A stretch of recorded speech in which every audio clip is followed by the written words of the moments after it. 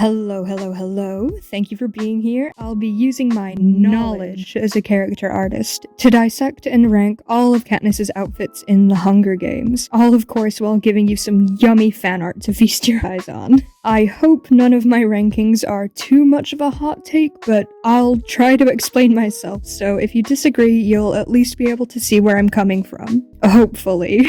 So with that, starting with her introductory outfit, we start off strong. It immediately shows us her character, and I'll get into this in later outfits, but it sets up those later outfits by showing us her personality so quickly. In character design, your main goal is to communicate to the audience who your character is as quickly and effectively as possible, and I'll tell you why this succeeds in every way right now. The clothes are shaped in a very bulky way, while colored in earthy tones. In character design, there's usually three main shapes to convey personality: square, circle, triangle. Triangles are reserved for fast, quick-acting, and sharp characters. Circles are for kind, homely, and soft people, and squares are reserved for the strong. This is just how our minds subconsciously interpret these shapes. Don't ask me why, I'm not a psychologist.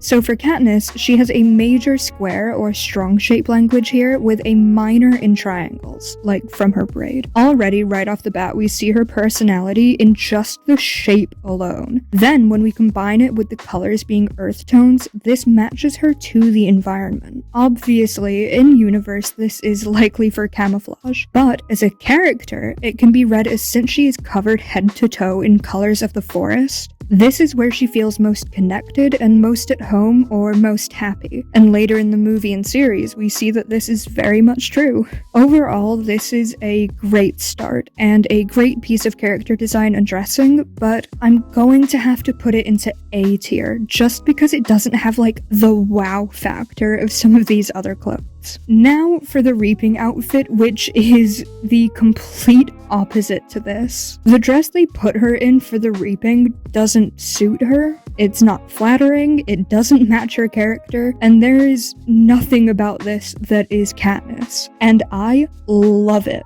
It's so good I can genuinely cry. And I know I started this section by saying how bad it is, so why do I like it so much? Well, I'm so glad you asked, imaginary person. Let's get into why by starting with Jennifer Lawrence herself, and please don't come for me in the comments. Jennifer Lawrence is one of the most beautiful people alive. She could probably wear a trash bag and it would be in vogue the next week. But from a design and dressing standpoint, whoever the team was did a great job at showing us that in this part of the story, Katniss is not where she should be at all. She's uncomfortable, stressed out, not in her home environment, because obviously it's the reaping where she or her sister could be chosen to die. Let's start with the most obvious way this dress doesn't suit Jennifer and by consequence Katniss. Jennifer Lawrence is really tall in real life, and when you're dressing a tall body, you want to lean into that height and length. This is because our eyes follow natural lines. So when someone's tall, our eyes want to follow a straight line with them all the way down. So if you have anything that breaks up that line, like let's say a skirt that ends just before the line, it breaks up that natural path our eyes want to follow and it just subconsciously registers as off. Next, me and my other broad shoulder girlies know what I'm about to say here. Jennifer Lawrence has quite broad shoulders and so do I, so I was able to spot this not even because I'm a character designer. Usually when you have broad shoulders, you either want no sleeves or long sleeves, because short sleeves make them look even bigger and will make your body look very disproportionate. And not only does this dress have short sleeves, but the sleeves are poofy. So they really look like they're uncomfortable and not fitted for this girl who we've just seen in forest hunting gear. Next is obviously the color. That light powder blue not only doesn't suit the warm-toned actress it's on, but it blends in with the dry and drab scenery. So what this does is it makes us link the color of the dress to the scenery. And when we see Katniss look like she doesn't belong in the dress, we register that to mean she doesn't belong in the scenery, or doesn't want to be there. It adds a bit of chaos to the scene that is meant to be chaotic just through this one dress. As well, I just thought of this while writing the script. It adds a character moment for Katniss because in universe, her mom picked out this dress for her, and we know Katniss and her mom have had a very troubled past, where after her dad died, Katniss's mom shut down, so it makes sense why she wouldn't know what dress to pick out for or try to get for Katniss. But I will say, I also know they don't have a lot of money, so that could mean that the dress is just a hand-me-down or like a beggars can't be choosers type of thing. So it could be read either way, but either way, it still gives us something about the story. Just the sheer amount of storytelling this one dress gives, and we only see it for this one scene. It's just perfect. It doesn't even begin to describe this. This truly is a pinnacle of character design in my opinion, and is a great example of something breaking the rules of character design for the benefit of the design. So this, however unlikely, has to go into S tier in my mind. There's just no doubt about it. Next is probably everyone's favorite outfit, the chariot outfit. I mean, how could you not be in love with this? And I will start this section by saying I know my ranking might be a hot take, but please let me explain. I swear I have opinions.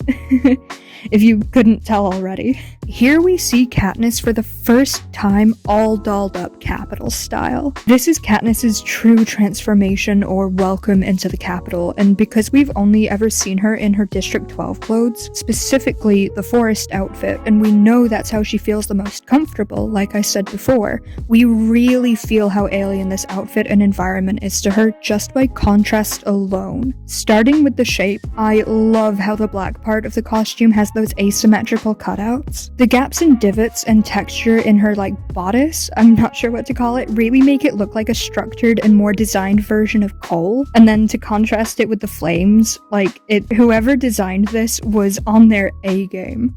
This was her in-universe breakout outfit and the design team just nailed it. But technically, there's something about it that just seems maybe too simple, if you know what I mean. It does everything it needs to, and I can't help but think there could have been something more to it. And I think that something more that I can't quite conceptualize is keeping it out of S tier. But that feeling in the theater when you first watch Katniss come out in the chariot, the slow reveal of the flames behind her, just from the emotion alone, I want to put it into S tier. Fuck it, it's going into S tier. It's going into S tier. I can't not put the true girl on fire in S tier. I thought I was gonna rank it lower, but just being reminded of how it's filmed and everything, it's so good. It's so good. Now, this section for her penthouse outfit will be a bit short. It does exactly what it needs to. It looks comfortable, loungeweary, but I will say it's fitted very well for her, which gives it a creepy vibe to me. Almost like whoever put it there knew her measurements before she even arrived. Obviously, this is just the real-world designers fitting Jennifer Lawrence well, but I like to interpret it as something creepy for the Capitol. So this is going into D tier. I know it's made to be unassuming and loungewear, and it does what it needs to, but going back to the reaping dress, that's a piece that didn't need to do as much work as it did, but it did it anyway. And this didn't, so it's going into D. I have opinions about the training outfits. The training outfits are nice. The black in the design makes it intimidating and ominous,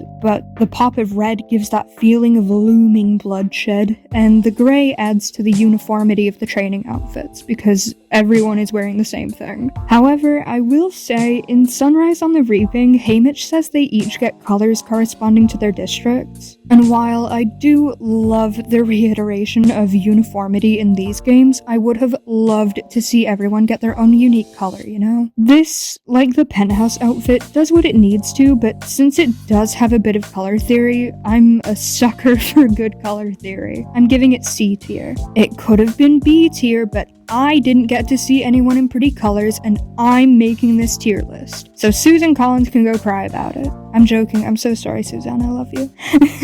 Next is yet another gorgeous dress Katniss gets to wear. The interview outfit. It's really suited for her, and the shapes are very dynamic, and the silhouette is gorgeous. And who doesn't love a well-placed patch of body glitter? I really love how they made it look like the body glitter, or gems, or whatever they are, were embers rising. Like, they start really close together, then get spaced out, and I really love that little detail. However, I would have liked to see more tone variation instead of like the solid color of red that we see. I think an ombre could have really elevated this dress into S tier, but they didn't, so it's not. Interview dress, I'm sticking you in B tier, right below the dress you could have been. Finally, the games outfit. This is similar to her woods outfit in the beginning, both in appearance and amounts of storytelling. First of all, because it's similar to what she wore in the beginning, fitted for woodland activities, we had that setup in the beginning of her feeling close to the woods, and now we're seeing it again in a place we've only been told is certain death. That contrast forces us to acknowledge that she does have a fighting chance here. As well, obviously, through other storytelling techniques in the movie, we see this more clearly, but her outfit also reflects that. And that's really what outfits are meant to do. They're supposed to be subtle notes of storytelling that you wouldn't get at a first glance unless you were looking for it. Other than that, it does what it needs to and is otherwise not giving as much, but because it links to the beginning, it was set up, and because it does give us that storytelling, I'm gonna put it in C tier and not D. It's certainly better than the penthouse outfit. To round off and finish the list, we've got her Victor's outfit. Even though it only appears for less than like a minute in the film, I'm pretty sure, it's very lovely. It reeks of the capital, and the champagne color really gives it the feeling of elegance and royalty. Other than that, there's not much storytelling. I can't fault it for that because, like I said, it does only appear for like 1 minute. But 1 minute that your audience is seeing something is 1 minute of potential storytelling. I would have liked to see maybe some foreshadowing or hints to her character other than maybe the Mockingjay pin. Oh wait, oh no, that might actually be something to consider. Something small and unassuming from District 12 piercing the fabric of the highest award in Pan Am. That actually does seem like pretty good foreshadowing. And Snow, like, acknowledges it in the end. Yeah, forget everything I just said. I thought of something smart, so it's going in B tier. I was gonna put it in D tier, but after that, like, no, it's low B tier. And with that, our list is finished. Thank you so much for watching. If you made it this far, please consider subscribing. I'd really love to continue making videos and sharing my art and maybe giving you guys more Hunger Games content while we wait for Sunrise on the Reaping to come out, but I won't be able to do it for much longer if I don't get the support I need, and it's literally just 2 clicks. You don't even have to subscribe if you don't want to, but like a like or copy link goes so much further than you know in the YouTube algorithm. Now I'm done begging. I hope you have a good day or night, and I hope you liked the art, and I hope to see you again. Bye-bye!